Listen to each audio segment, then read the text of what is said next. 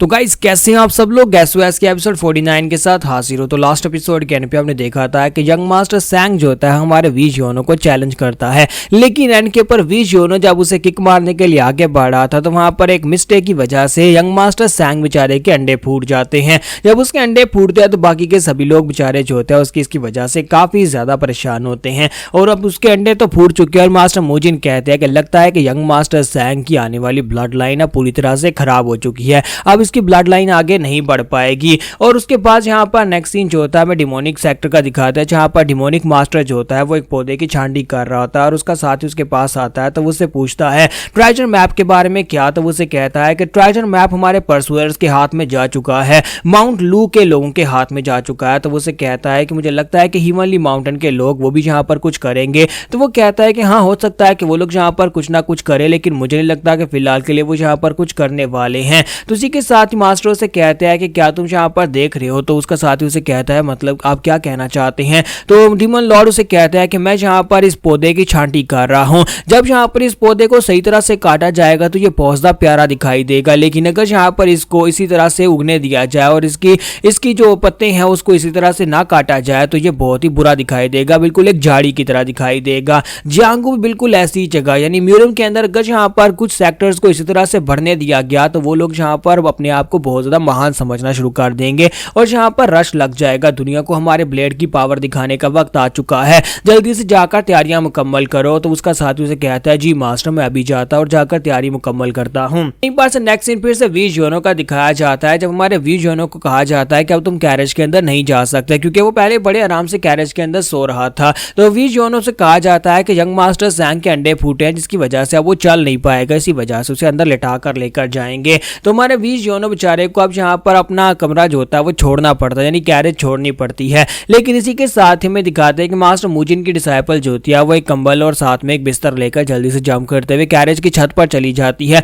और वहां पर से क्रिम्सन रीपर को धक्का देकर नीचे फेंक देती है और साथ ही वहां पर चादर बिछा देती है और कहती है कि मास्टर वी जियोनो आप यहाँ पर ऊपर आकर आराम से सो सकते हैं। तो वी जियोनो बेशर्मों की तरह जंप करते हुए ऊपर चला जाता है। तो मास्टर मोजिन कहते हैं लेकिन बच्चे मेरा क्या, मैं तुम्हारा मास्टर हूँ, क्या मेरे लिए यहाँ पर बिस्तर नहीं होगा। तो वो कहती है कि नहीं आपके लिए कुछ भी नहीं है। तो उसके बाद ये लोग अपना सफर आगे कंटिन्यू करते हैं। तो रात का वक्त होता है, ये लोग चलते हुए आगे की तरफ बढ़ रहे होते हैं। मास्टर मोजिन सोच रहे होते हैं अब जबकि मैं यहाँ पर ब्रेक थ्रू कर चुका और मैं एक एडवांस लेवल का मास्टर बन गया हूँ, लेकिन इसके बावजूद मुझे घोड़े के ऊपर बिठाकर लेकर जा रहे हैं, जबकि वी जियोनो को देखो बिस्तर में लेटा हुआ है। तो यहीं पर से सामने से दो बूढ़े मास्टर्स आते हुए दिखाई देते हैं। तो मास्टर मोजिन कहता है कि इनके ऑरा को महसूस करके पता चल रहा है कि ये लोग मार्शल मास्टर्स हैं, तो ये लोग हमारे पर अटैक करेंगे। तो मुझे इस बात की खुशी है कि हमारे पास वी जियोनो है उसके साथ और मैं हम दोनों मिलकर यहाँ पर इन दोनों मास्टर्स को रोक सकते हैं और इन बच्चों को बचा लेंगे। इसका मतलब है कि फिलहाल के लिए हम लोग किसी बड़े खतरे में नहीं है, बस उम्मीद है कि ये मास्टर्स जो हैं ये हमारे पर अटैक ना करे। तो दोनों मार्शल मास्टर चुप करके उनके पास से गुजर जाते हैं। तो मास्टर मोजिन नीचे उतरते हैं और वहां पर उनको रिस्पेक्ट देते हैं,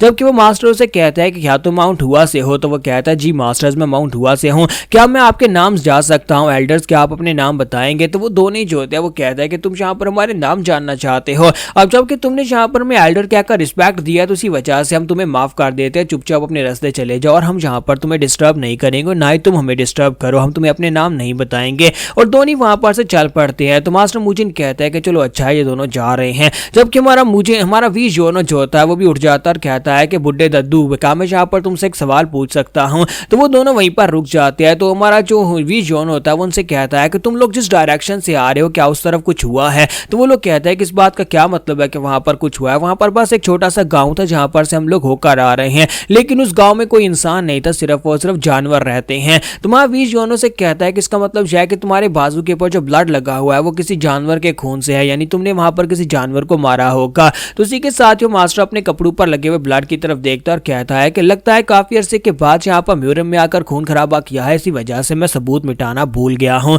तो दूसरा मास्टर से कहता है कि हाँ मुझे लगता है कि यहाँ पर बुढ़े होने पर तुम्हारा ब्लेड बहुत ज्यादा डल हो गया है। मास्टर मोजिन भी जल्दी से अपनी तलवार निकाल लेते और कहता है कि मुझे लगता है कि इन कमीने लोगों ने वहां पर गांव के अंदर सभी लोगों को मार दिया, इसी वजह से ये कह रहे हैं कि वहां पर सिर्फ बीस्ट हैं और इंसान कोई भी नहीं है। तो उसी के साथ ही मास्टर मोजिन कहता है कि अब जल्दी से मुझे सही से जवाब दो, तुम दोनों हो कौन। तो वो दोनों मास्टर्स अपने डिमोनिक पावर्स को रिलीज करते हैं और उसे कहते हैं हम तुम्हें यहाँ पर से जाने देते क्योंकि तुमने हमें एल्डर कहकर रिस्पेक्ट दी, लेकिन अब यहाँ पर तुम और तुम्हारे साथी मारे जाएंगे। तो एक मास्टर से अपना नाम बताता है कि मेरा नाम गोंग ची है और मुझे सभी लोग यहाँ पर गो गोस्ट डीमन कहते हैं। दूसरा अपने ब्लेड्स निकालता है और कहता है कि मेरा नाम ब्योब हैंग है और सभी लोग मुझे ब्लेड डीमन कहते हैं। तो इसी के साथ ही माउंट हुआ सेक्टर के मास्टर मुजिन जो होते हैं वो भी अपनी पावर्स को रिलीज करते हैं और कहते हैं कि तुम दोनों तो गोस्ट ब्लेड डीमन डुओ हो, यानी कि तुम लोगों के बारे में हमने काफी कुछ सुन रखा है, तुम लोग जहां भी जाते हो वहां पर लोगों को मारना शुरू कर देते हो। तो वो कहते हैं कि इसमें यहाँ पर इतनी बड़ी बात क्या है, हमारे रास्ते में गाँव आया और हमने उस गाँव के सभी लोगों को मार दिया एंजॉयमेंट के लिए। तो मास्टर मुजिन कहता है कि तुम्हें तो यहाँ पर सजा मिलेगी, जबकि इसी के साथ ही वहां पर गोस्ट डीमन जो होता है वो कहता है कि मैं यहाँ पर इनके साथ एंजॉय करना चाहता हूँ, ब्लेड डीमन तुम पीछे रहो। और इसी के साथ ही वो सभी लड़के जो होते हैं वो भी वहां पर मास्टर मुजिन के साथ आकर खड़े हो जाते हैं और कहते हैं कि हम भी आपका साथ देंगे, हम लोग अपनी सारी जिंदगी इसलिए तो ट्रेनिंग कर रहे हैं ताकि इस तरह के डिमोनिक मास्टर्स का मुकाबला कर सकें। मास्टर मुजिन सोच रहे होते हैं कि मुझे लगता है कि हम लोग यहाँ पर जो कर सकते हैं, हम लोग यहाँ पर इनको हरा सकते हैं। तो इसी के साथ ही गोस्ट डीमन जो होता है वो अपनी special technique green demonic hand को यूज करता है और उसका हाथ जो होता है वो काफी ज्यादा बड़ा हो जाता है, उसके पंजे निकल आते हैं और वो कहता है कि मैं यहाँ पर देखता हूँ कि तुम्हारे जैसे यंग मास्टर्स का खून किस तरह का टेस्ट करता है और बड़ी तेजी के साथ अटैक करने के लिए आगे बढ़ता है। जबकि मास्टर मुजिन अपनी स्पेशल टेक्निक को यूज करते हुए उसके ऊपर स्ट्राइक्स लगाते हैं तो गोस्ट डीमन जो होता है बड़ी आसानी के साथ उसके अटैक्स को अवॉइड करते हुए उसके करीब पहुंच जाता है। जैसे ही वो उसके करीब पहुंचकर उसके ऊपर अटैक करने लगता है तो वो सभी यंगस्टर्स जो होते हैं वहां पर उसके ऊपर अटैक करके उसके अटैक को ब्लॉक करने की कोशिश करते हैं, लेकिन गोस्ट डीमन वहीं पर से अपनी special technique green demon ascension को यूज करता है और सभी बच्चों के ऊपर अटैक करता है, जिससे वो सभी बच्चे पीछे गिर जाते हैं।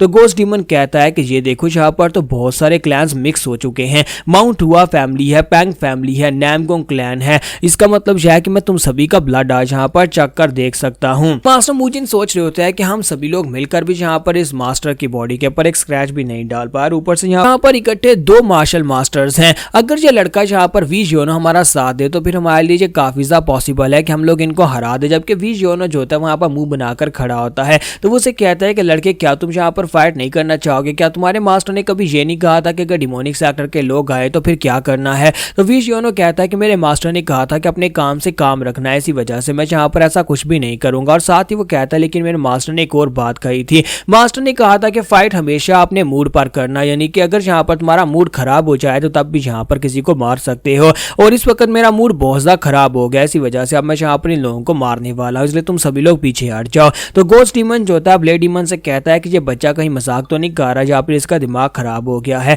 तो ब्लेड डीमन उसे कहता है कि हाँ मुझे लगता है कि इस बच्चे के कॉन्फिडेंस जो है वो ओवर कॉन्फिडेंस में चेंज हो गया है। और हमारा वी जियोनो कहता है अपनी बकवास बंद करो, बताओ कि तुम में से फाइट करने के लिए कौन पहले आएगा। तो गोस्ट डीमन उसे कहता है कि लड़के क्या तुम्हें जरा भी आइडिया है कि हम लोग कौन है और हम लोगों ने अपनी जिंदगी में क्या कुछ अचीव किया है। तुम्हारा वी जियोनो वहीं पर खड़े कर अपनी तलवार को घुमाकर स्ट्राइक लगाता है। तो गोस्ट डीमन उसे कहता है ये बच्चा यहाँ पर कर क्या रहा है, ये सामने की तरफ स्ट्राइक्स क्यों लगा रहा है। और जब वहां पर हमारा वी जियोनो स्ट्राइक लगा रहा था इतनी इसी के साथ ही वहां पर गोस्ट डीमन की उंगलियां कट जाती है, उसके हाथ की 5 उंगलियां कटकर वहां पर हवा में उड़ रही होती हैं। और गोस्ट डीमन हैरान होकर कहता है कि अभी भी यहाँ पर हुआ क्या। तुम्हारा वी जियोनो से कहता है कि ओहो मैंने यहाँ पर निशाना गलत कर दिया, मैं तुम्हारी गर्दन काटने वाला था लेकिन वहां पर तुम्हारी उंगलियां कट गई। लेकिन साथ ही वो कहता है चलो अच्छी बात है, अब यहाँ पर मैं तुम्हें टॉर्चर करके मारूंगा। यहाँ पर हमारी एपिसोड 49 का एंड होगा। एपिसोड की एक्सप्लेनेशन अच्छी लगी हो तो कमेंट करके जरूर बताइएगा और वीडियो को लाइक करना मत भूलिएगा। Thank you.